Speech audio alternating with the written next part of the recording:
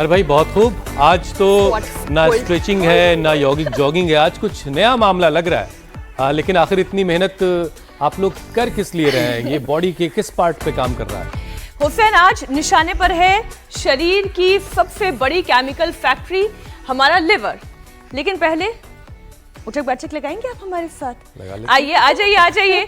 छोटी सी एक्टिविटी है लेकिन जिगर की सेहत का कनेक्शन उसे हम जरा समझाएंगे। करना कुछ नहीं है, स्क्वाट लगाना है हमारे साथ। बैठिए। वाह, वेरी गुड। ये योग वाले स्क्वाट्स हैं? हाँ ये इस तरीके से। अब बताइए, सांस तो नहीं फूल रही किसी की? नहीं हमारी तो नहीं। बिल्कुल नहीं। लेकिन इतनी सी एक्सरसाइज से लीवर का हाल कैसे पता चलेगा, कैसे वो बेहतर हो रहा है? पता चलेगा, बिल्कुल पता चलेगा हुसैन। अगर मामूली से फिजिकल एक्टिविटी में बार बार थकान हो, कमजोरी लगे या सांस फूलने लगे तो फिर इसे हल्के में नहीं लेना है। ऐसी थकान की कई वजह हो सकती है, जिसमें से लिवर की परेशानी भी एक है। अमित? बिल्कुल मीनाक्षी, वैसे मॉनसून सीजन में लीवर को सेफ रखना बहुत ज्यादा चैलेंजिंग काम भी हो जाता है। अब क्योंकि इस वक्त यानी बारिश के वक्त जगह जगह पानी भरना और इन्फेक्शन का खतरा इससे बढ़ जाता है, और इसी के साथ बढ़ता है वायरल हेपेटाइटिस के मामले। खासतौर पर हेपेटाइटिस ए और ई दूषित खाने पीने के जरिए हमारे शरीर में इसका इन्फेक्शन जाता है और लीवर पर हमला करता है। और शुरुआत में हमेशा अक्सर थकान, भूख कम लगती है, मितली आना यानी कि नौशिया, पेट दर्द या फिर हल्का बुखार भी हो सकता है। लेकिन कई बार ये पीलिया और लीवर फेलियर की वजह बन जाता है। और तभी हर साल 28 जुलाई को वर्ल्ड हेपेटाइटिस डे मनाया जाता है, ताकि इन्फेक्शन की जल्द पहचान हो, इलाज वक्त पर शुरू हो और लोगों को यह समझाया जा सके कि हेपेटाइटिस हमेशा साफ लक्षण नहीं दिखाता। तो मॉनसून में साफ पानी, घर का खाना और वक्त पर वैक्सीन जरूरी है। और हाँ, अगर लक्षण दिखाई दे रहे हैं तो तुरंत जांच करवाना बहुत जरूरी है। बिल्कुल। तो चलिए योग गुरु स्वामी रामदेव से जानते हैं योग, प्राणायाम, सही खान पान और आयुर्वेदिक दिनचर्या से लिवर को कैसे हेल्दी रखें और वायरल हेपेटाइटिस के खतरे से भी शरीर के सुरक्षा तंत्र को कैसे मजबूत कर ले, जिससे कि चाहे हेपेटाइटिस हो, कोई और बीमारी हो, उससे हम सुरक्षित रह सकें। स्वामी जी बहुत बहुत स्वागत। प्रणाम स्वामी जी। हुसैन जी, और देखो आज मेरे साथ यहाँ पर देखो चारों तरफ एक तो बरसात का साथ है, छत के ऊपर बरसात के साथ चारों तरफ नदियों में उफान है, मूसलाधार बारिश चल रही है पिछले 3 घंटे से। और हम यहाँ छत पर ताड़ासन, तिर्यक ताड़ासन, ये बहुत अच्छे अभ्यास है। सुबह उठ करके ये अभ्यास कर लो। थोड़ा गर्म पानी पियो, नींबू पानी पी लो, आंवले एलोवेरा का पानी पी लो, आंवला, एलोवेरा, नींबू का, त्रिफले का पानी। और यदि किसी को मिल जाए भूमि आंवला, पुनर्नवा, मकोई, शोनाक आदि का, तो फिर तो बात ही क्या है। और ये चारों तरफ इतना खूबसूरत पूरा वातावरण है, पीछे हिम और बादलों से आच्छादित पहाड़ है और हजारों क्या लाखों क्या करोड़ों वर्ष पुराने जंगल है। और अब तो थोड़ा बहुत मनुष्य आने जाने लग गए, वो भी अभी परमिशन से आते जाते हैं। इतना ये राजाजी नेशनल पार्क का है, ये पूरा जो ये शिवालिक नगर की पहाड़ियाँ जो आप पीछे देख रहे हो, लंबे लंबे श्वासों के साथ ऐसे। और आज जो योगाभ्यास कर रहे हैं, ये अभ्यास सुबह सुबह कर लिया करें, थोड़ा जॉगिंग कर लिया करें। और जो मौसम स्वामी जी आप की तरफ है, अपने आप ही पेट भी साफ हो जाएगा। मौसम अगर मिल जाए तो फिर तो कहना ही क्या है। लेकिन मुझे याद आ रहा है स्वामी जी कि इसी बारिश पे किसी ने कुछ लिखा है, बरसात तो दीवानी है क्या जाने, किस राह से बचना है, किस छत पे बरसना है क्या जाने। लेकिन बाकी लोगों को तो पता है कि किस राह पे खड़ा हुआ कौन सा गोलगप्पे वाले का माल जो है ठीक है, और बारिश के वक्त नहीं खाना है, बारिश के वक्त कैसे इन्फेक्शन वाली चीज़ों से खुद को बचाना है, क्योंकि इसकी वजह से बहुत सारा केमिकल लोचा शरीर के अंदर होता है। अब देखिए स्वामी जी, हेपेटाइटिस कई बार लंबे वक्त तक चुपचाप शरीर में घर बनाकर अपना पड़ा रहता है, लेकिन लगातार थकान, भूख का कम लगना, मितली का आना, पेट के दाहिने तरफ ऊपर के हिस्से में दर्द सा महसूस होना, पेशाब का रंग बदल जाना, उसका गहरा हो जाना और आंखों में पीलापन, इसके संकेत हैं, लक्षण हैं। और लोग इन लक्षणों को वक्त रहते स्वामी जी कैसे पहचाने, क्या जांच कब करवा लेनी चाहिए, और स्वामी जी हल्की स्ट्रेचिंग के साथ ज़रा सा बचाव के पूरे तरीके लोगों को बताइए। चलो उठ लेना। तो देखो, एक तो ये पावर योग वाला सेशन तो रोज करवाते हैं, एक तो ये भुजंगासन सामान्य मध्यम या तीव्र गति से अपनी शक्ति के अनुसार ऐसे ऐसे होले होले। और देखो, जब भूख कम लगने लगे, देखो एक विचित्र बात है, हमको इतनी भूख लगती है, हम यदि मजाक नहीं कर रहे, 2 किलो 5 किलो राशन भी पेल ले तो भी हजम कर सकते हैं। कितना? 2 3 किलो 5 किलो भी। हमने 2 किलो दही और 2 लीटर दूध पिया हुआ है एक बार में। 5 किलो तो हमारे साथ एक सदानंद था, वो खाता था, लेकिन खा के फिर दिन भर सोता रहता था, तो वो एक अलग कहानी है। लेकिन हम थोड़ा खाते हैं। कितना खाते हैं? नपातुला संतुलित आहार लेते हैं ऐसे। और फिर यदि ऐसे हो जाए तो और अच्छी बात है। जब भूख कम हो जाए, खाया पिया हजम ना हो, बहुत लोग खाते पीते तो बहुत है, हजम ही नहीं होता, खा पी करके भी ताकत नहीं है, खा पी करके भी हीमोग्लोबिन नहीं बढ़ रहा है, खा पी करके भी इम्यूनिटी कमजोर है। ये नहीं होना चाहिए। तो एक तो भूख कड़ाके की लगनी चाहिए। ये तो थोड़ा सा कठिन हो जाता है, लेकिन अभ्यास से तो हम तो ऐसे टनाटन करते हैं, यूं ऐसे ऐसे। इतना भी ना हो तो कम से कम भुजंगासन और ये मिश्रदन, ये और ऐसे ऐसे और यूं ऐसे। तो भूख कड़ाके की लगनी चाहिए।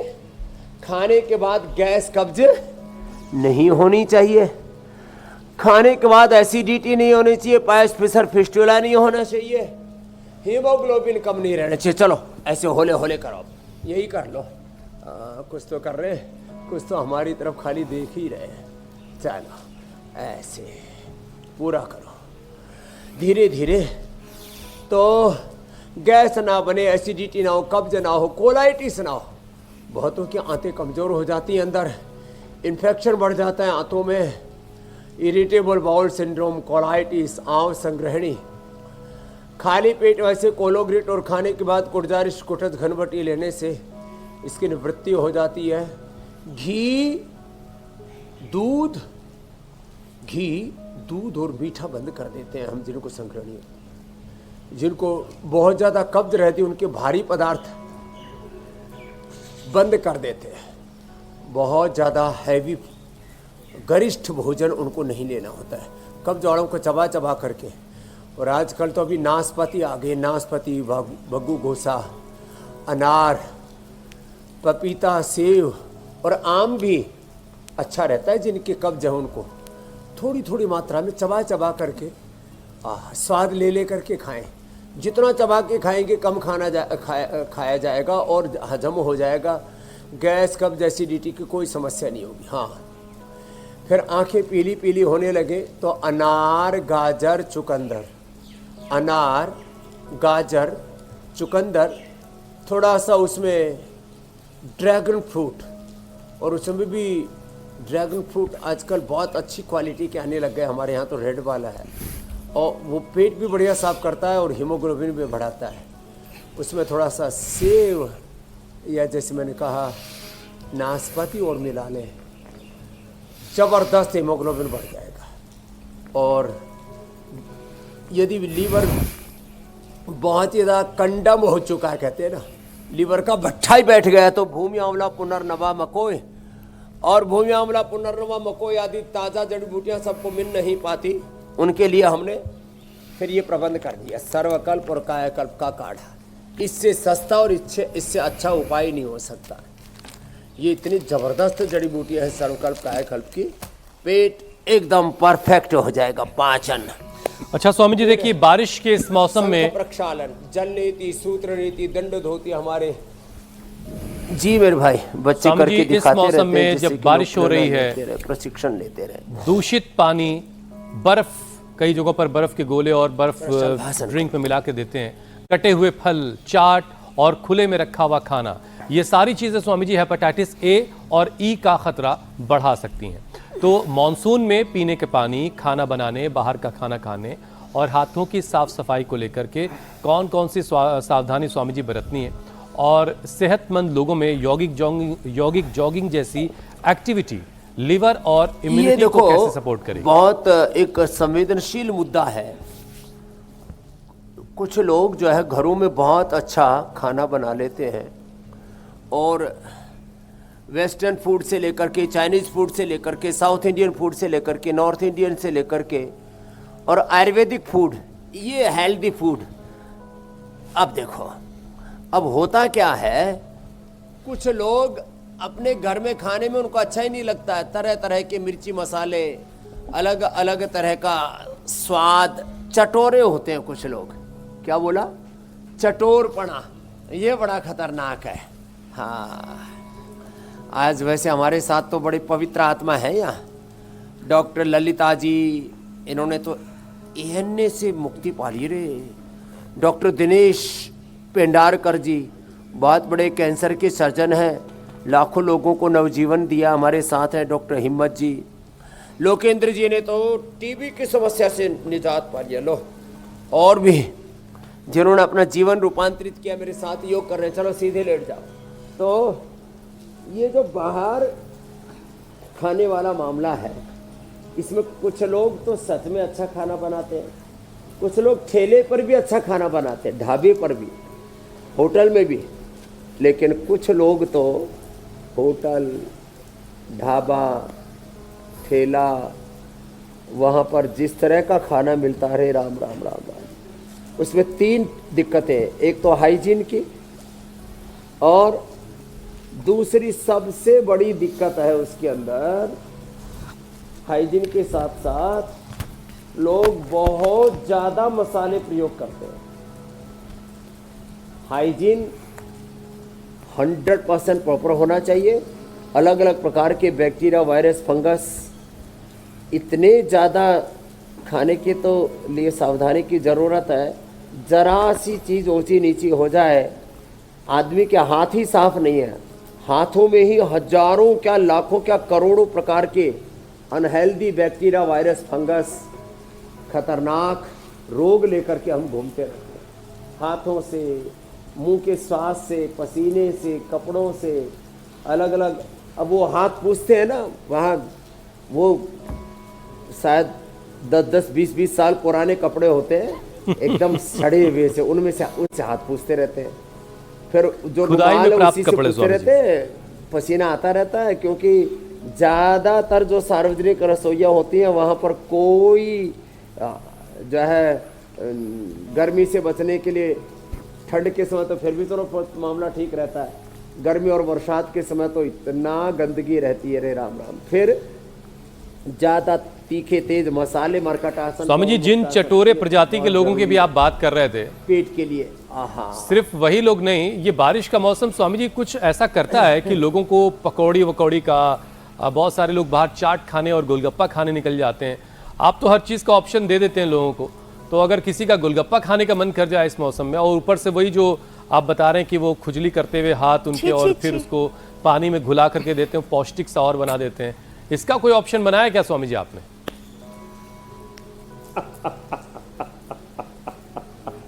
तो अभी एक लगता है पतंजलि ढाबा खोलना बाकी रह गया। पतंजलि ठेला और पतंजलि ढाबा, आयुर्वेदिक गोलगप्पे हींग के पानी के साथ। आयुर्वेदिक गोलगप्पे मेड बाय मीनाक्षी जी। तुम्हारा एक नया वेंचर। ये अच्छा रहेगा।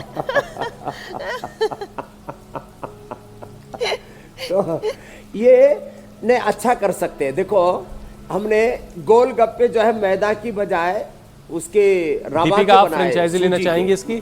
थोड़ी सी मैदा, बाकी उसमें रवा डाल दिया, क्या गजब बनते हैं। गोलगप्पे सच में बहुत अच्छे बन जाते हैं। और उसमें पतंजलि चाट मसाला मिला करके, थोड़ा सा धनिया, पुदीना, नमक, ये सब मिला करके इतना अच्छा बनता है। और खट्टे के रूप में उसमें खटाई जो है वो थोड़ा सा आंवले का रस, थोड़ा सा नींबू का रस, थोड़ी सी इमली, ज़्यादा इमली नहीं डालनी चाहिए, थोड़ा सा अमचूर। लेकिन कुछ लोग इतने ज़्यादा, मैंने कहा ना, अनहेल्दी मसाले मिला देते हैं। और जो उसका रॉ मटेरियल है ना, किसी भी चीज़ का, चाहे गोलगप्पे का हो, चाहे पराठे का हो, अलग अलग प्रकार के रोल, फिर अलग अलग प्रकार की चाप, और अलग अलग प्रकार के, मैंने कहा ना, वेस्टर्न फूड, चाइनीज़ फूड, और इडली, डोसा, सब कुछ खाओ मेरे भाई। लेकिन भाई यदि देखो, अब 3 बातें कह रहा हूँ, यदि ठेले वाला अच्छा बना रहा है तो भी दिक्कत नहीं है, ढाबा वाला अच्छा बना रहा है तो भी दिक्कत नहीं है, और भाई 5 स्टार वालों का तो कहते हैं कुछ नियम बना के रखते हैं। लेकिन मैंने तो कई जगह 5 स्टार होटलों में वो जो है शॉर्टकट के चक्कर में ना, कि जी फंक्शन में जा रहे थे तो रसोई की उधर से होकर के गुजरे, तो भाई मेरे को तो ज़्यादा साफ सफाई लगी नहीं। सब जगह रसोई के नाम पर तो भद्द पिटी हुई है। तो इसमें थोड़ा सा सावधानी बरते तो अच्छा है। अपने घर में अच्छा आहार ले ले, और बाहर ले रहे हैं तो भाई चाहे सामान्य होटल हो या 5 स्टार हो, चाहे सामान्य ढाबा हो या आजकल तो 5 स्टार ढाबा भी बन गए। हाँ, इधर करनाल बाईपास पे और अलग अलग पूरे देश में मैंने देखा। स्वामी जी देखिए, हंसी हंसी में बढ़िया ढाबा, 5 स्टार ढाबा है, और ठेला भी। एक नए कारोबार का आइडिया देखिए स्वामी जी मिल गया है। अब जी मेरे भाई, और हंसी हंसी में बहुत सारी सीरियस बातें भी हो गई हैं कि हाइजीन का ख्याल जहां पर नहीं है, उन जगहों पर खाना आपके लिए खतरनाक हो सकता है। थोड़ा एहतियात बरतना बहुत जरूरी है। स्वामी जी देखिए, हेपेटाइटिस ए और ई दूषित खाने पानी से फैलता है, हेपेटाइटिस बी और सी इन्फेक्टेड ब्लड से फैलता है, जबकि हेपेटाइटिस डी सिर्फ उसी व्यक्ति को हो सकता है जिसे पहले से हेपेटाइटिस बी हुआ हो।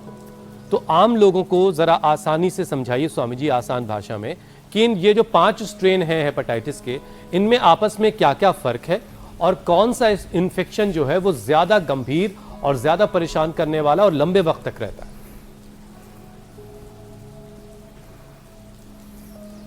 ये हेपेटाइटिस बी जो है ना, ये सबसे ज़्यादा खतरनाक है। इसलिए, और फिर एक चीज़ गलत फहमी भी है कि भाई एक बार हो गया तो फिर मिटेगा नहीं, रिवर्स नहीं है। ये सामान्य रूप से एलोपैथी में तो इसकी कोई दवाई है नहीं।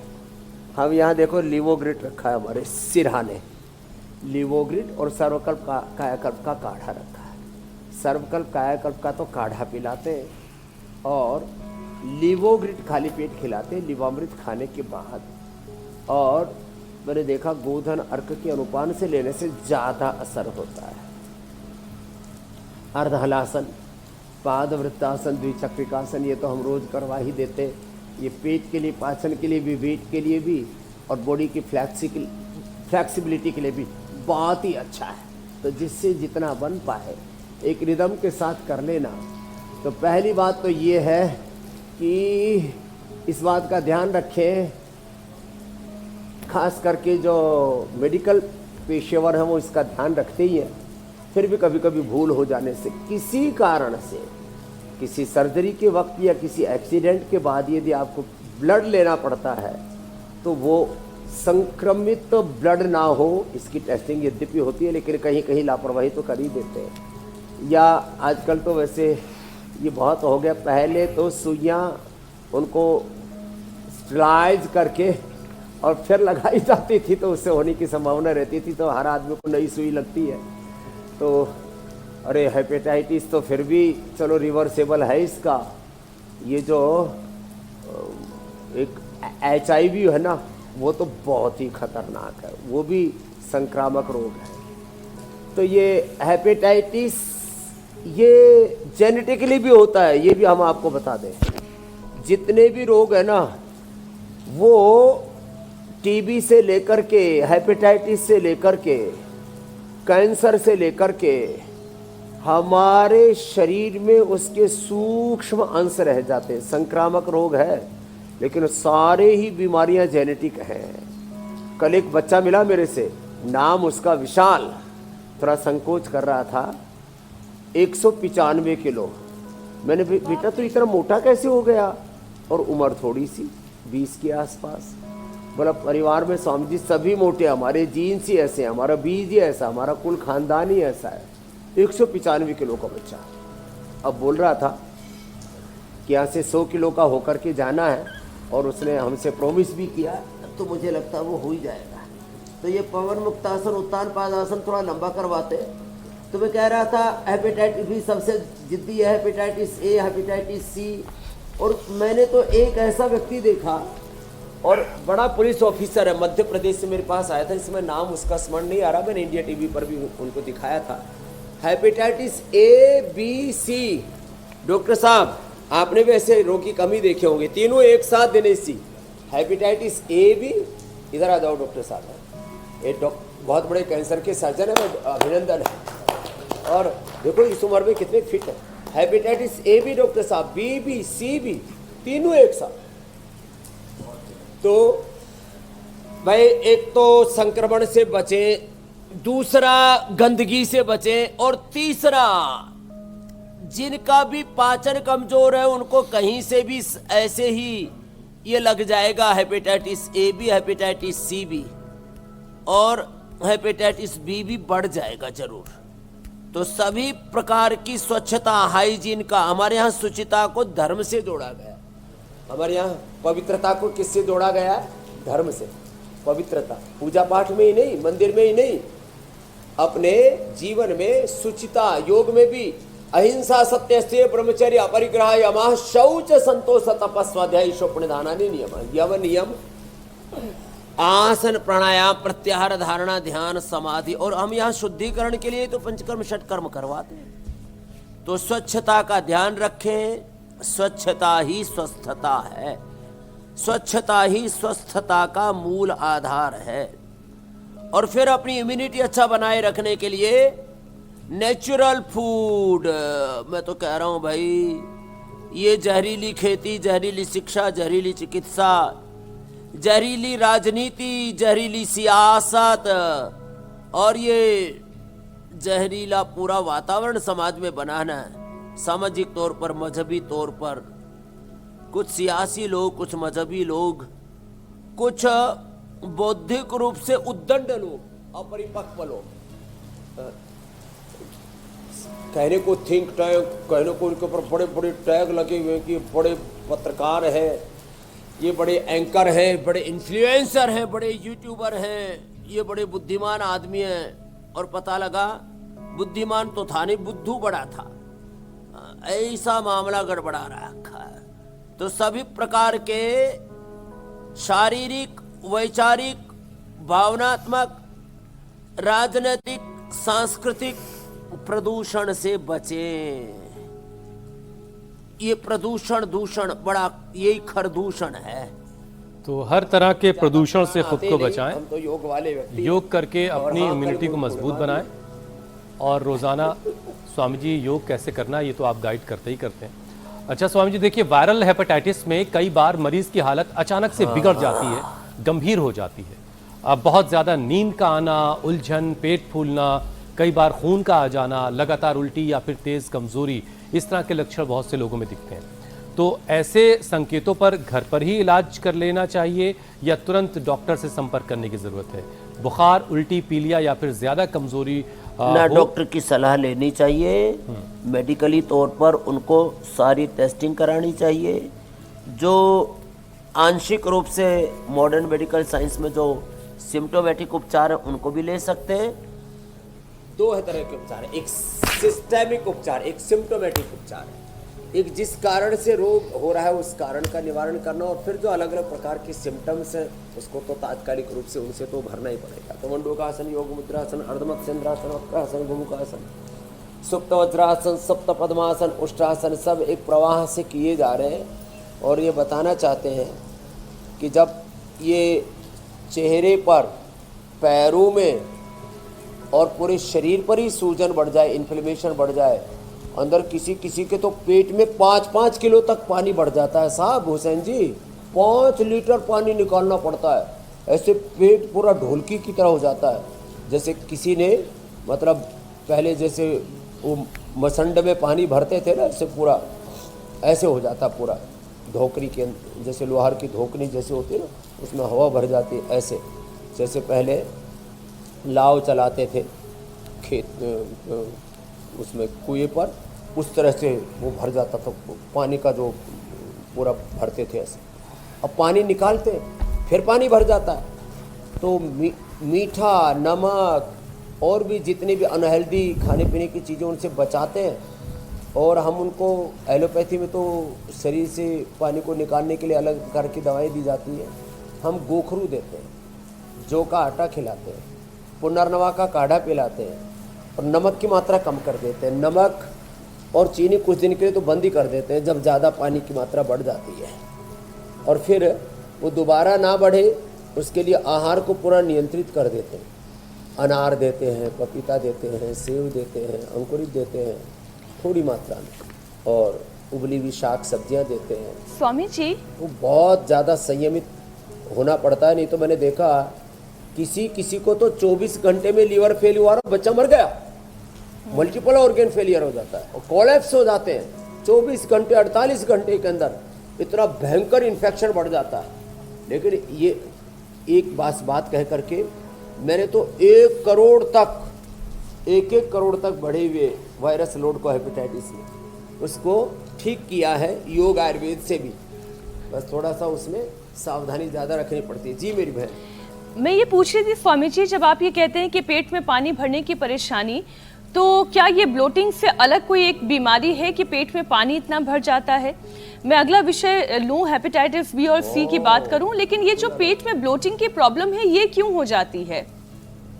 पेट का अचानक से फूल जाना, कुछ का खाने के बाद फूलता है, किसी का बिना खाना खाए ही फूल जाता है। किसी चीज़ से एलर्जी हो जाती है, हाँ जी, हाँ, किसी का खाली पेट फूल जाता है, किसी की खाली पेट गैस बनती है, किसी को खाली पेट एसिडिटी बनती है, किसी को खाने के बाद गैस एसिडिटी बनती है।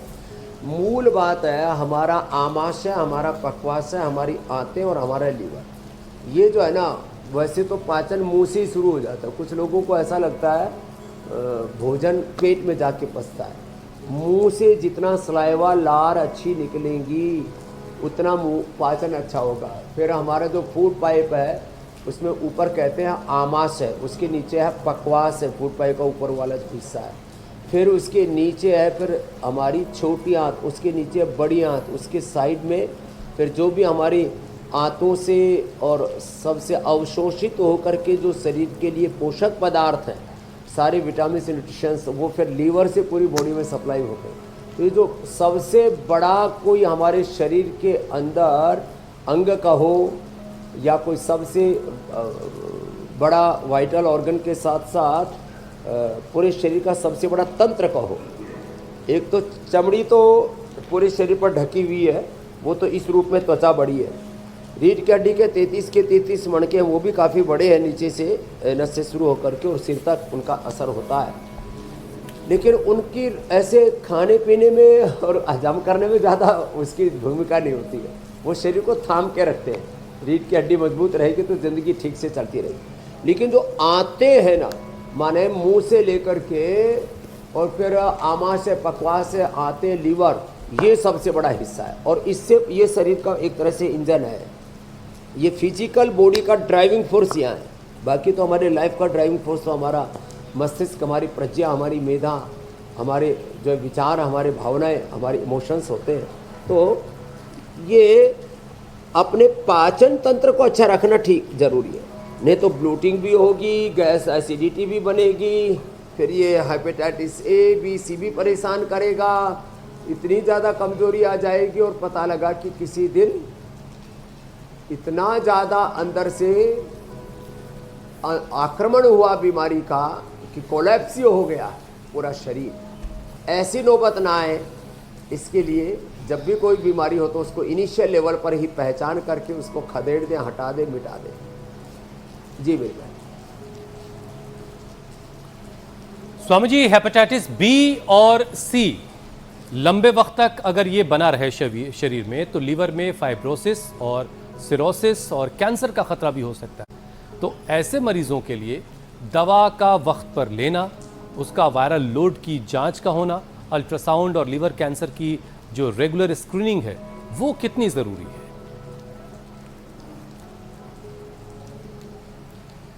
हाँ, एक तो आपने ठीक कहा, वक्त से जांच करना है। जिनसे बन पाए ना पद्मासन में बैठ के यूं उठ जाना, इससे तो भूख बहुत कड़ाके की लगती है। या अंगुलियों पर ऐसे, ये तो और ज़्यादा बहुत ही ज़्यादा संतुलन इसमें बना के रखना पड़ता है अंगुलियों पर। और फिर यदि मयूरासन हो जाए तो बात ही क्या है। वायरस लोड को कंट्रोल करने के लिए दवाइयाँ महंगी तो ज़रूर होती है, लेकिन भाई जीवन से बढ़ कर के कुछ भी नहीं है।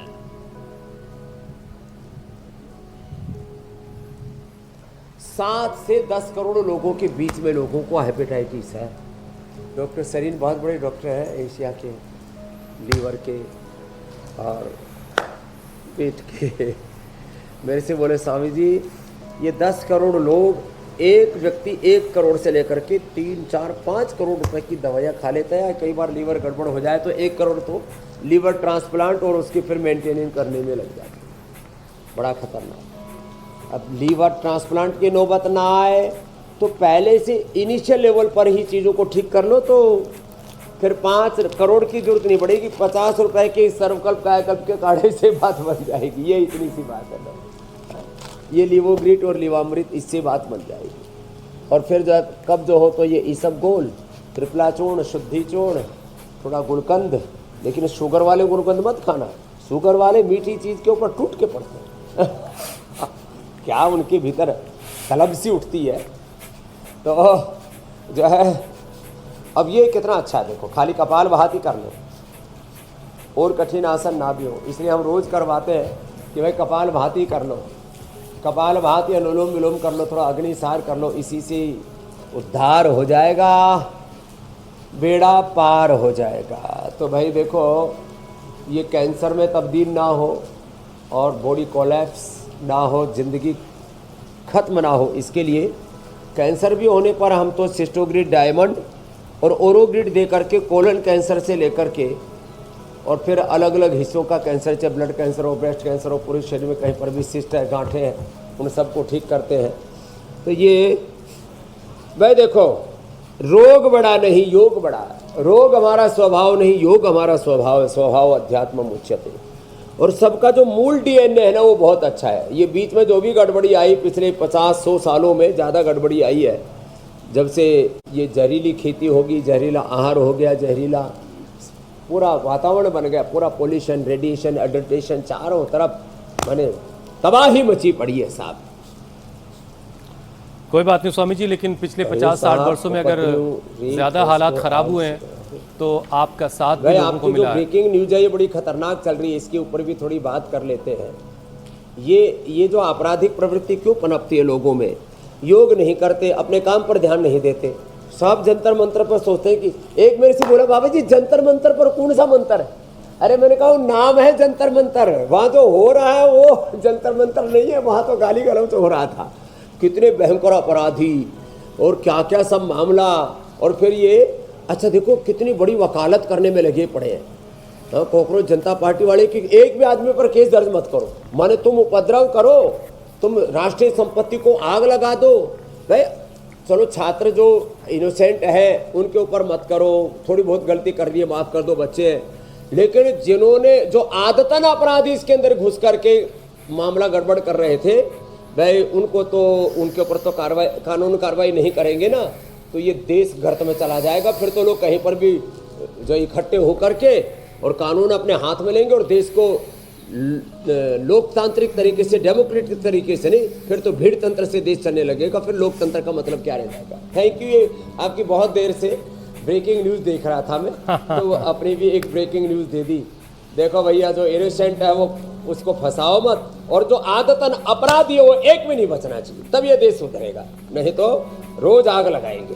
चलो आगे और बढ़ते हैं। बचनी तो बीमारियां भी नहीं चाहिए स्वामी जी, तो मोटापा भी क्या बड़ा करना मुश्किल कर रहा आगे है। चलेगा। मोटापा, पेट की चर्बी, diabetes, insulin resistance, high triglyceride और कम चलना फिरना, यानी बहुत कम ये एक्टिविटी, बड़ी गड़बड़ ये सारी चीजें फैटी लीवर की वजह बन सकते हैं। तो गड़बड़ होता है, ये ठीक है।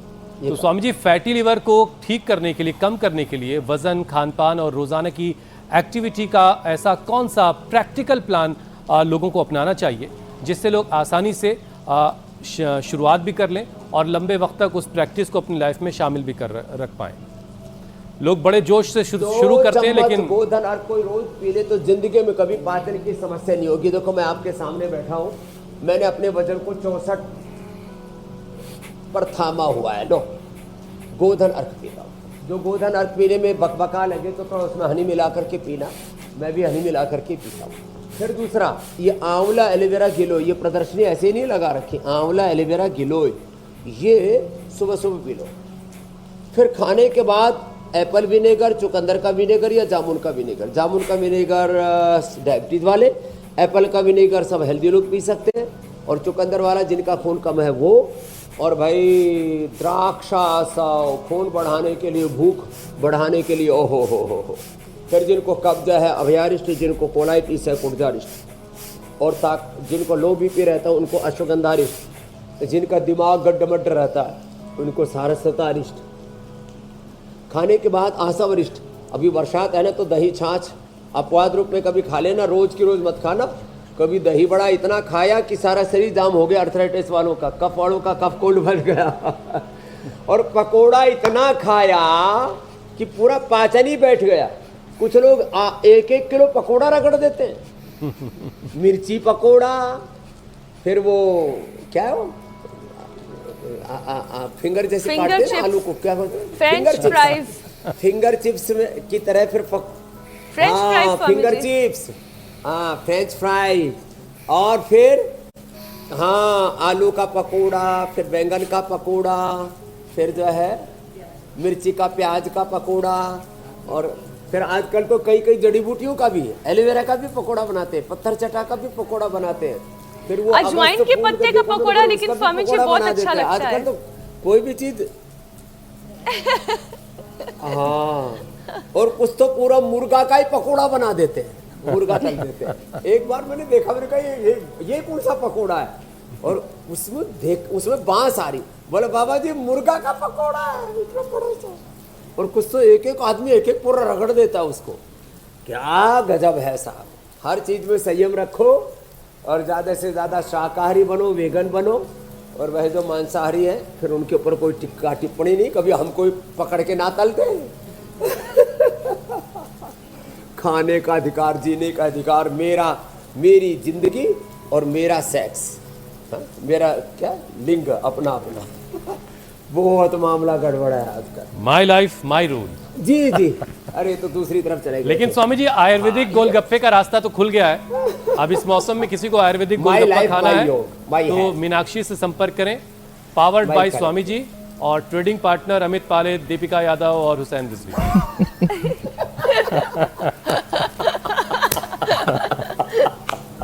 बहरहाल अब ये ठीक है।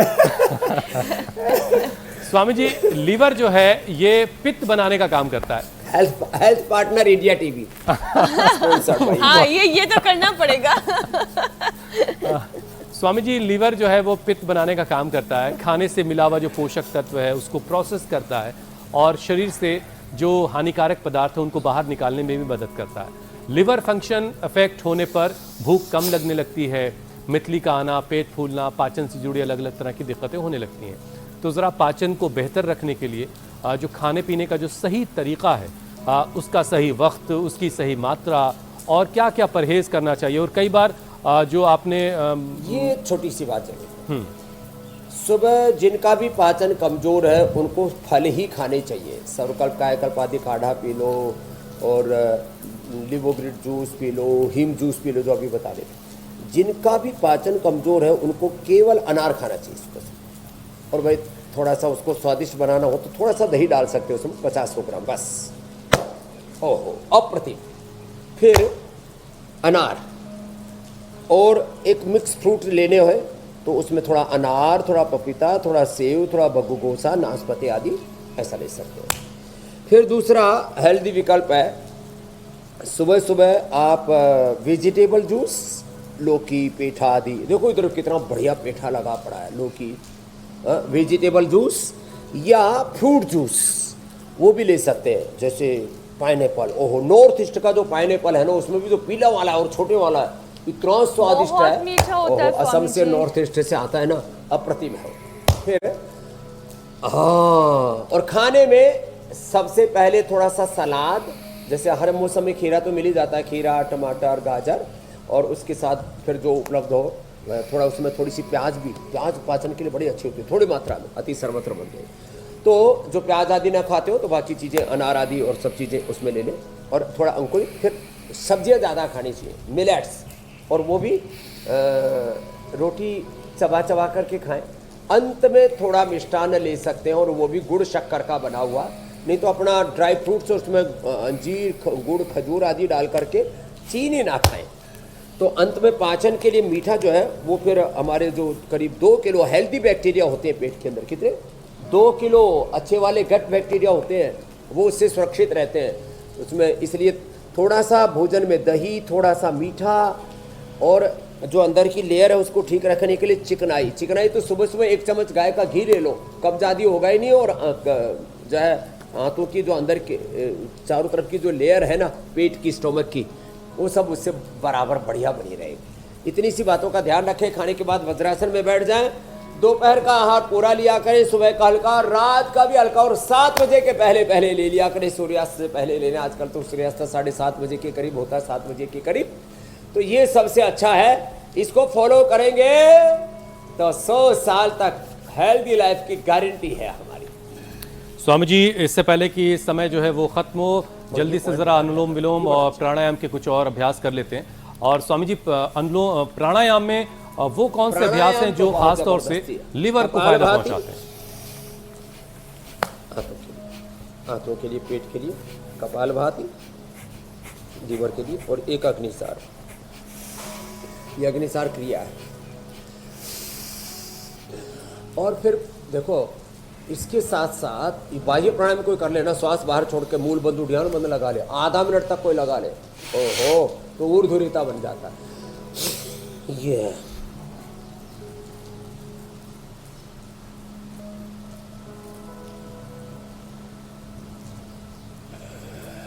और फिर ये अनुलोम विलोम तो चलते फिरते कभी भी कर सकते हैं। और भाई जिनको बढ़िया पाचन रखना हो, दौड़ लगाओ। दौड़ने से बढ़िया कोई एक्सरसाइज नहीं लीवर के लिए, छोटी बड़ी पूरी एक्सरसाइज हो जाती है दौड़ने से, हाथों की, लीवर की, किडनी की, पेट की, लंग की, हार्ट की, ब्रेन की, और लंबे लंबे श्वासों के साथ। तो प्राणायाम भी साथ में हो जाएगा।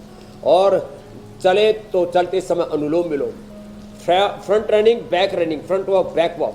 हाँ हो गया, इतना कर लिया तो लाइफ एकदम टनाटन रहेगी, जिंदगी दनादन आगे बढ़ेगी और पटरी पर चलती रहेगी। नहीं तो लाइफ टनाटन चलती रहे, इसके लिए जरूरी है कि आप रोजाना टनाटन योग भी करते रहें, रोजाना दनादन योग। हाँ, और स्वामी जी से सारी आपको प्रणाम, धन्यवाद। जरूरी बातें भी पता चलती रहेंगी। स्वामी जी प्रणाम, बहुत बहुत शुक्रिया। धन्यवाद प्रणाम स्वामी स्वामी जी। जी।